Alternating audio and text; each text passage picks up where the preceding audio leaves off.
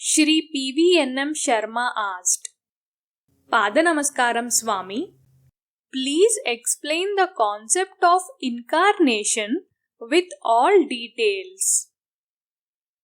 Swami replied, O learned and devoted servants of God,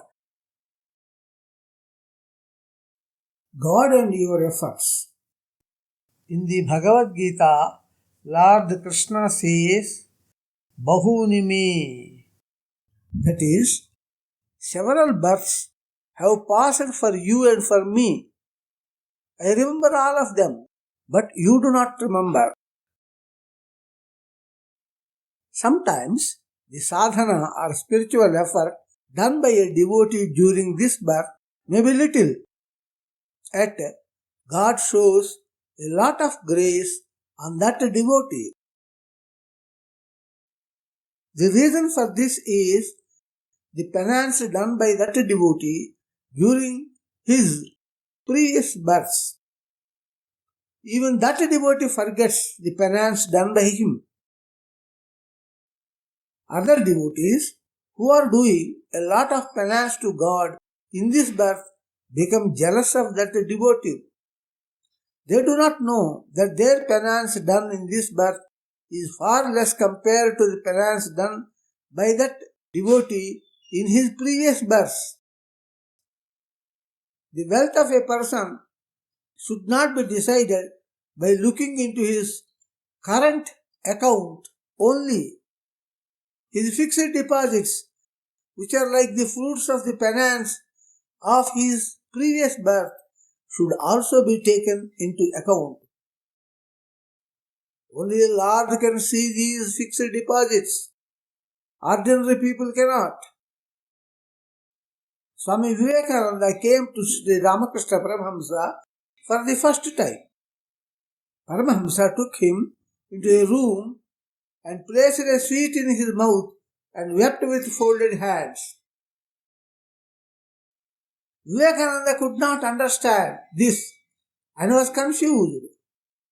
Paramahamsa was the incarnation of Lord Rama and Lord Krishna together.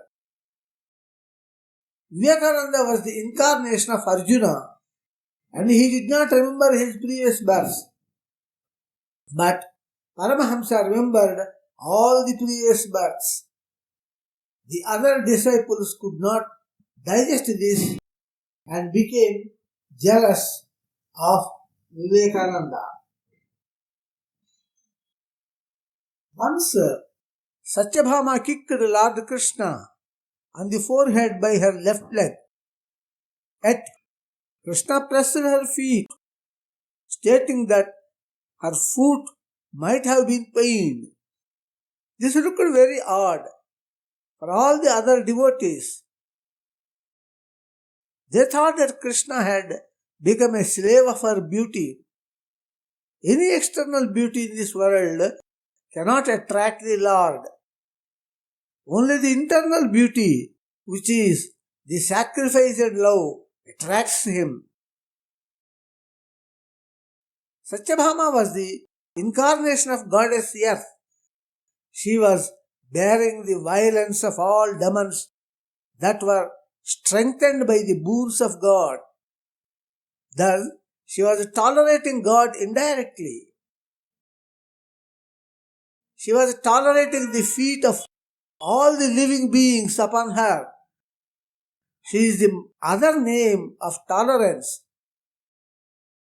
Even though the Lord killed her son, Narakasura, she had kept silent. In fact, she herself had helped the Lord in that war. She had crossed the wheel of Anahata, which is connected to children. Nobody could have more tolerance than the goddess Earth. God knew all this background. Without eligibility, God will never give anything to anybody at any time. But the devotee must take the first step towards God. The necessity is for the devotee. The Veda says aptakamasya kaspruha. That is, God has attained everything and there is nothing which He has to achieve. You have come near the sea with a pot. You should take a step into the water and make an effort to fill your pot. Then the sea moves in to fill the pot with its water. Therefore, human effort is necessary even in the case of God. When God is in human form, He is bound by the manners of humanity. The properties of human body coexist with divinity. The electric wire has both the qualities of the wire and electricity. Giving an electric shock is the property of electricity. Being thin and lean is the property of the wire. The property of the wire is clearly seen by the naked eye. Similarly, the properties of the human body of God are clearly seen by people. As people misunderstand the live electric wire to be a common wire without electricity, the human body of God is also misunderstood to be that of an ordinary man. As the electric current is not seen, the divinity in the human form of the Incarnation is also not seen. But whenever a necessity arises, the electricity becomes intensive in the wire and heat is radiated out. Similarly, the divinity in human form exposes its divine qualities like jnana, love, bliss, and miracles whenever necessary. Goal of your spiritual efforts. Sudama felt bad about approaching Lord Krishna, who was his classmate, even though Sudama was suffering with poverty. Lord Krishna also kept silent, even though he was ready to give infinite wealth to Sudama. But Sudama did not put even one step towards Dwaraka city to meet Krishna. Sudama was chanting the name and worshipping the statue of Krishna. But even a trace of his poverty was not removed because he neglected the human form of God. Until he approached the human form of God and did karma phala tyaga by offering some parched rice, the Lord did not respond to his need. From his level, the offering of that handful of parched rice to Lord Krishna was the highest sacrifice since he borrowed it. So Lord Krishna too gave Sudama infinite wealth according to his level. When Sudama went to meet Lord Krishna, he did not ask Krishna to remove his poverty. He was prepared to undergo the result of his sins and suffer in poverty. At the same time, he did the highest sacrifice of that handful of parched rice. His family was starving, and if that handful parched rice had been cooked, at least a little food could have been given to his children. But he offered it to the Lord instead. He did not ask for anything in return and also did not even think of asking. Thus, a devotee should not ask or even think about the removal of his difficulties by God. He should be prepared to undergo the results of his sins. He should offer Guru Dakshina donation to the human form of God to his level best. Then God will remove his difficulties. Swami sees only the quality of love in you and not the things you are offering to him. The squirrel rolled in tiny sand particles and showered them into the sea with full faith in order to contribute to the building of the sea bridge, which was the mission of Lord Rama. So the Lord patted it. The monkeys were bringing big stones and tossing them into the sea, but they were not patted by the Lord since their faith was not firm. But the stones and sand particles were drowning in the water. The squirrel did not stop putting the sand particles, but the monkeys got disheartened and stopped putting the big stones. So the Lord does not view what you have surrendered or sacrificed. The Lord only views the spirit with which you surrendered it. So surrender what you have with full faith and love. Whatever the sin that may be associated with the fruit that you surrender to the Lord will be cleansed due to your sacrifice of it to the Lord. In fact, such an offering becomes the most pious deed. Karnappa hunted animals and offered their flesh to the Lord. That is the greatest sin. There is no greater sin than killing harmless animals. Ahimsa paramo dharma. That is, the greatest sin is to kill innocent, harmless beings. Yet, Karnappa attained the same salvation that Shabari attained when she offered fruits tasted by her to the Lord. The real dharma or duty is to please God. God created everything. He created us and is present with us in every minute of each life as our greatest well-wisher. Nobody should be dearer to us than God. Sudama went back home without begging anything from the Lord.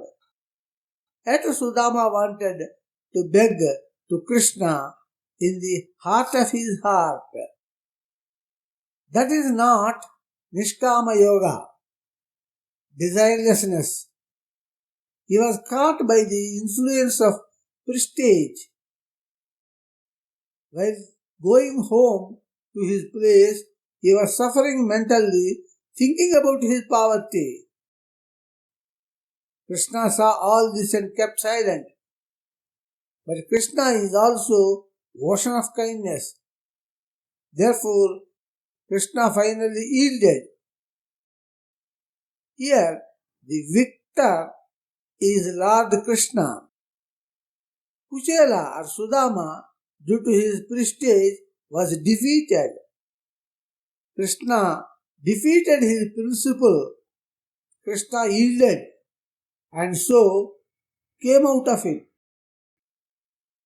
Sudama gave importance to the manners of the external human body and could not understand the Lord as the ocean of love.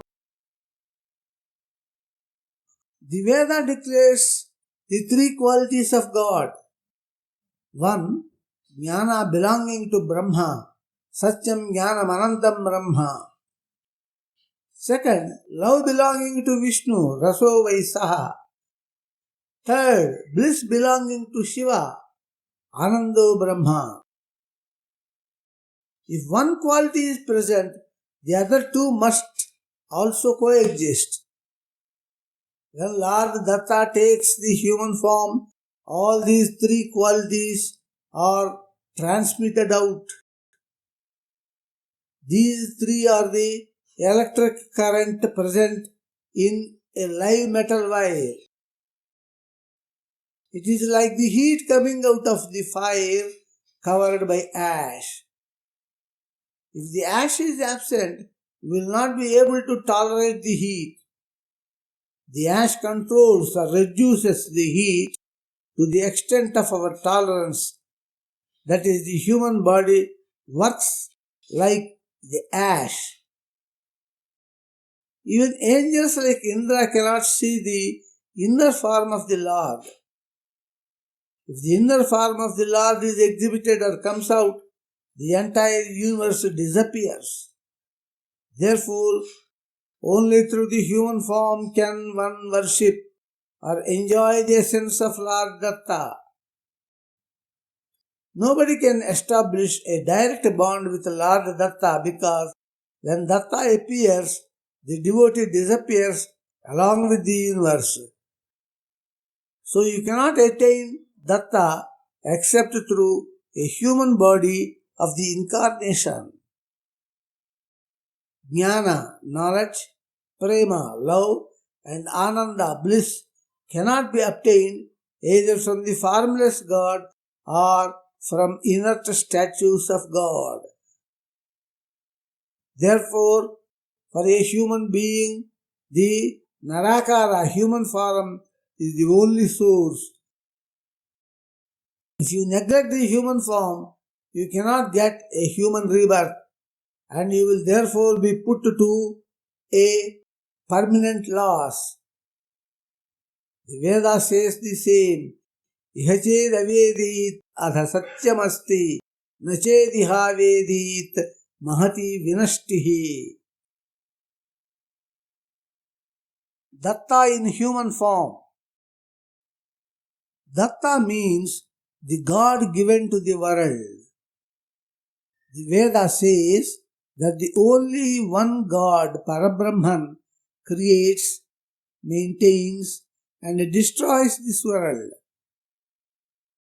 Veda also states that this God cannot even be imagined by people. Sage Atri saw this ultimate God through an energetic form for the first time. This form, which was given to, that is seen by Atri, was called Datta. God himself told Atri that he gave himself to Atri through that form. Datta means the form that is given. Datta is the only form which satisfies the definition of God as said by the Vedas. Datta is only one God, and he, through his three faces, creates, maintains, and destroys this world. Datta is represented pictorially as human form with three faces to illustrate this concept. This form of Datta is also called an incarnation of God, Parabrahman. But this is the only fullest incarnation of God among all his incarnations. Therefore, this incarnation is the original form of God. In this form called Datta, God is present. You cannot imagine God if you go beyond this form. So, if you want to imagine God, Datta is the only original form that is imaginable. The limit of your imagination is Datta. If you leave Datta, your imagination ends. Therefore, do not try to imagine God beyond Datta. Such imagination is impossible for anybody. So God means only Datta. This Datta is very powerful as he radiates energy of infinite millions of suns. Only Atri, who became very powerful and deserving by penance, could see Datta. All the deities and all the planets are just Datta's external dresses. Datta hides in deities and planets with the help of his inexplicable power called Maya. The planets which we see in the sky are not planets which I mentioned here. The planets and the sun which you see in physical form are inert. The planets which are mentioned by me are divine forms. These physical planets are just symbolic representations of those divine forms. The Veda says, Adityam Brahmetripasita, that is, worship the sun as God. People started thinking that the sun is God. So the Veda again says, Nedam tat edidam upasate, that is, this sun is not God. The deity form, that is the divine form of the sun, is invisible. Therefore, the planets in their original sense, that is deities, and all other deities are invisible forms. The planet deities and the other deities put together can be called as deities in general. These deities are also very powerful and are like radiating sun. Of course, they are not as powerful as Datta. A man can see different deities with some effort and care, that is spiritual effort, but you cannot touch them.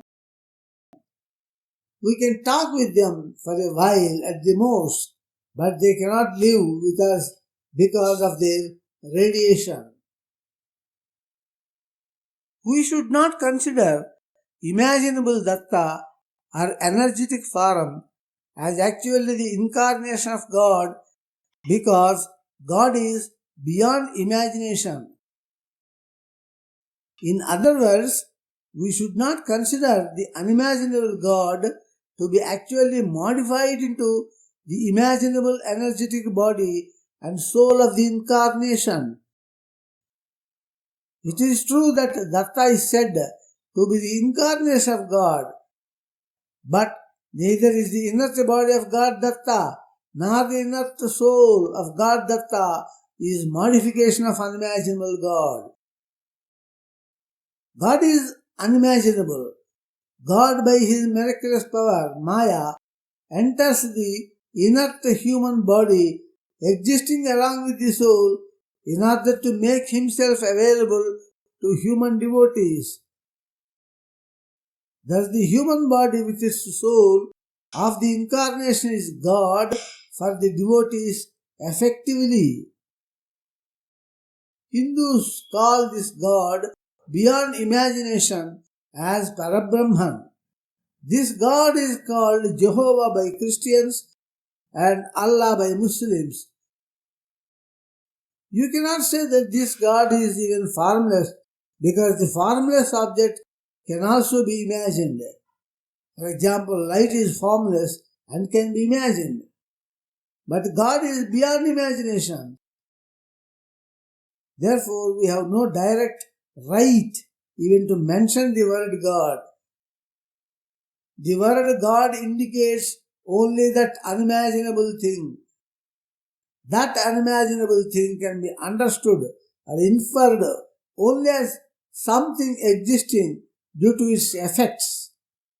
The Bhagavad Gita says, Avyaktahi gatir dukkham, that is, worship of the unimaginable God is impossible and leads to grief. So the form of Datta is inevitable and we should start with Datta. Now the word God should mean Datta. However, if you are particular of worshipping only the unimaginable God, you should understand that you can pray to Him, but you cannot worship Him. Therefore, do not call God formless. Call Him unimaginable. If you imagine Him as a formless light, again your imagination is only His incarnation. Any imagination of yours cannot be the unimaginable God. The Veda says, Namethaya, Naishatarkena, etc. which means that God is beyond imagination and logic. When you are imagining the light, your mind contains some limiting boundaries for it, and so the light that you imagine cannot be formless. Moreover, light is made of particles called photons. Each photon is a packet of energy. So light is not formless. In this way also, you cannot imagine a formless object. You can only submit your prayer to the unimaginable formless God. But this does not satisfy devotees. They want to describe Him. They want to see Him. They want to touch Him by embracing. They want to talk with Him. They want to live with Him throughout their lives.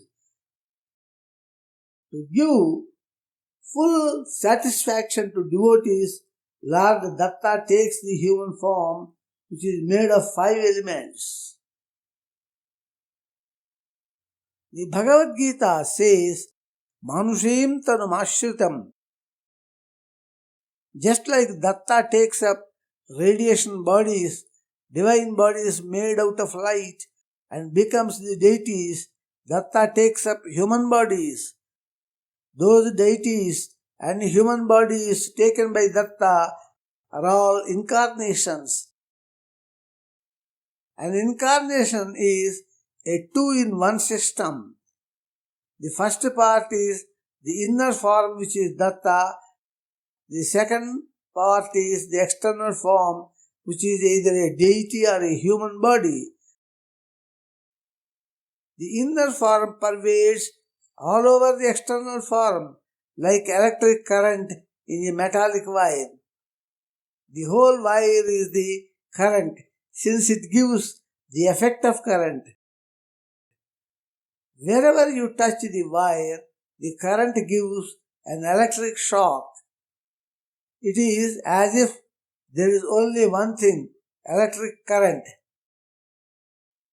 Similarly, in the human incarnation, it is as if there is only one thing, that is God. So, the purpose of the devotees is served. Through the incarnation, they see and touch God. They talk and live with God. Recognizing Datta. How to recognize Datta in human form? He performs miracles. He gives blissful knowledge because he is both bliss and knowledge. He quotes from all the Vedas and the Bhagavad Gita because he himself spoke the Vedas and the Bhagavad Gita, which are the word of God. He treats this entire world as his family. He always tries to uplift all living beings. He is the embodiment of love and kindness. The incarnation of Datta is filled with all these divine qualities. Do not decide a person as Datta by miracles only. Even demons and devils perform miracles. Do not decide an ordinary scholar as Datta just because the scholar can give knowledge by quoting the Vedas and the Bhagavad Gita. The knowledge of Datta gives bliss. The bookish knowledge of a scholar cannot give bliss. A scholar can explain the Veda and the Bhagavad Gita based on the meaning given by another scholar. These scholars cannot grasp the actual view of God present in the Veda and the Bhagavad Gita. The Veda says, Brahmavit Brahmaiva Bhavati. In this sentence, the first word Brahman means the Veda. The second word Brahman means God. The meaning of this sentence is that God, Datta, alone can give the real meaning of the Veda. So only Datta can give the real interpretation of Veda and the Gita. Such real knowledge is called prajnanam. The fourth great sentence, Mahavakya, says that by such prajnanam one should recognize Datta. Such prajnanam is the characteristic property of the internal form of God in the Incarnation. The first three great sentences, Mahavakyas, say that the external form of God is like me, you and him, that is, like an ordinary human being. Foolish people think that God is an ordinary man by seeing the external human body which follows all the rules of the nature. The Gita says the same, avajananti mam mudhaha. The aim of God in such a human body is that He wants to suffer by taking the sins of His devotees in a real way. He will not suffer really if his body is beyond the rules of nature, if he comes in a divine body. If he took a body that was above the rules of nature, it would amount to cheating the deity of justice. Another aim of God in coming in a human body is that all the other people who are not devotees should not be able to recognize Him. If all recognize and follow Him, the drama of this world gets disturbed. He came only for His devotees and not for all. Only His devotees had prayed for Him. Only strong devotees can recognize Him. He will not allow weak devotees to recognize Him by deliberately talking or acting negatively. Maya. Generally, people are not interested in recognizing God in human form due to their jealousy and ego. 1 in thousands tries to recognize. One among those recognizes and reaches Him. This is told in the Gita as Manushyanam sahasreshu kaschid yatati siddhaye yatatavapi siddhanam kaschin mam vetti tattvataha.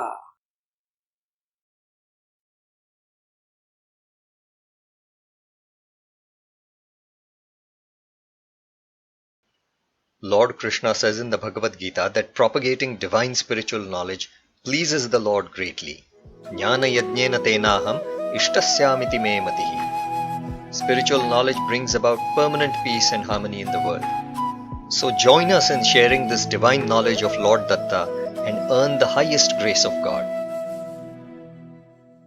For more spiritual videos, visit our YouTube channel, Shri Datta Swami.